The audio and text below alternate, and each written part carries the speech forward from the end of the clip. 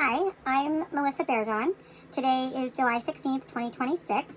I'm here with my daughter, Emily, who has provided written consent to participate in a recorded interview for my NGSD 2246 chronic illness and palliative care program at Nipissing University. Emily is currently a registered massage therapist who has lived experience with chronic illness, including depression, anxiety, and ADHD. Today we're going to have a conversation about her personal health journey. Specifically around her experience with the healthcare system, understanding her own health, and her relationship with treatment and medication over the years. Emily, thanks so much for being here and doing this for me. Thanks for having me. I really appreciate it, and I'm just going to share a little bit about your story. Okay, so I'm just going to start with, if you want to just tell me about your journey, and where did it all start? I started feeling pretty sad when I was a teenager, probably young teens, 12, 13. I had a hard time getting medicated at first, and finally got a new, better doctor, and he listened to me and got me medicated for ADHD, and that took away all my depression and anxiety, but that was when I was in my early 20s. So how did you go about, getting in touch with healthcare at first? Well, I had a family doctor. She was very nice, but she was an older lady. She was very, busy. She had so many patients.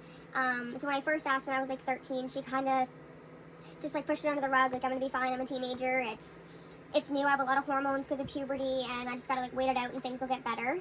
And then, so I kind of felt a little discouraged and didn't ask again until I was probably, 16. And then she finally listened to me and gave me some medicine for my depression and anxiety. And yeah. Did you find that it was easy to get an appointment and get in touch with somebody to talk? To get an appointment, yes. I just had to wait a couple weeks because of course they're busy.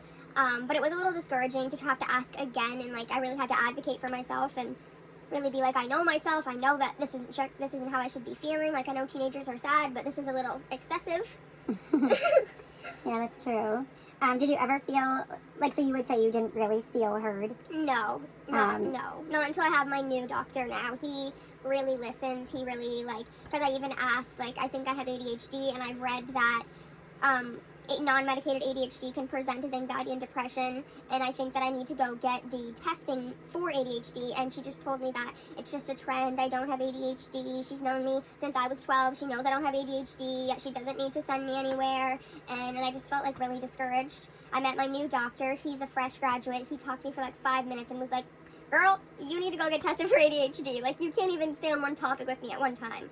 And ever since then, I felt heard. It's been way better. Good. I'm glad that finally happened for you. I know it was really frustrating for you, going through all of that, and especially being so vulnerable and having to retell your story, and also trying to push with the healthcare provider is really hard when you're already feeling down and you don't really know what's going on with yourself and all that stuff as it is, and then that also makes you doubt more whether you're actually feeling this way, or are you just playing it up because you've seen something on social media? Am I dramatic? Yeah, so that's really hard when you don't feel as though you were being heard, which I'm glad she finally retired, and we were able to get this new fresh face that was more receptive to mental health issues and more of the things that goes on with your generation, which is really good. Do you think it was a lacking of you explaining how you were feeling, or more of a lacking of just not wanting to hear it? I think it was more her just wanting to hear it, because I am such an oversharer. I will give you too much detail rather than no detail. I'd rather you be okay, I've heard enough, you're really giving me too much, than me just be well, I'm sad. I even filled out the questionnaires and all this stuff, and she just wasn't really receptive to hearing it. So I don't know if it is because she knew me for so long, so she was kind of no, you can't feel this sad. I remember when you were just a little girl, Yeah. Also not acceptable, but maybe yeah, it's really understanding of you, that's for sure. So when you finally did get with Dr. Lamb, and he did start listening to you, and he did start taking you seriously, do you feel he explained things well to you about what was happening and why you were going through this, and this, and kind of put your mind at ease that this isn't quote unquote all in your head? Yeah. And he was really good about explaining it to me, but at that point I had already been to college. I've done a pre-health course, which is very health focused. They taught us about medication because it was more introduction for nursing. I didn't end up going into nursing, but it was an introduction to nursing. So they went over meds, they went over side effects, they went over the different kinds of depression, the different anxiety and all that stuff, and that really help. It makes sense to me that I was really like, okay, I am gonna go and I'm gonna push for this because, and I know when you learn that stuff, you're like, oh, that's me. But I really, really resonated with it. So I was like, I am going to push and advocate for myself. So ultimately, the healthcare system didn't really teach you. You sort of like taught yourself, or like learned like basically through your lived experience instead of actually being told by your healthcare professional. And also, like, there wasn't a lot of like with your first doctor being like, she didn't really like take what you were saying into consideration and giving you like that real person-centered care and trying to like disregard that, yes, she's known you since you were a little girl, and as you were changing, she didn't really change with you. It doesn't seem. She still always saw you as like little Emily and not this girl that was going through puberty and all these things in her life, and maybe I should be listening and maybe I shouldn't just be like sweeping that under the rug. So I mean, it's good that you went into the program and you did eventually like learn these things, but it's also like discouraging that like you had to learn it yourself, which I mean, that's unfortunate. But Dr. Lamb really was like, do you understand this? Does this make sense? Do you need me to break it down? And then he made me like explain what I thought to make sure that I did understand properly, because he was going to break that down for me and make sure that I did make sense and it wasn't just... That's excellent. And did you have any issue with taking medication? Like, did you feel there was a stigma, or were you always up for just anything that would help? I was up for anything that could help, even though I do feel like when I was younger, because it wasn't as like mental health was still like coming into fashion or whatever the word is, there was a stigma, but I didn't really care because I was just so sad that I just wanted to feel better. Hard times for sure, definitely.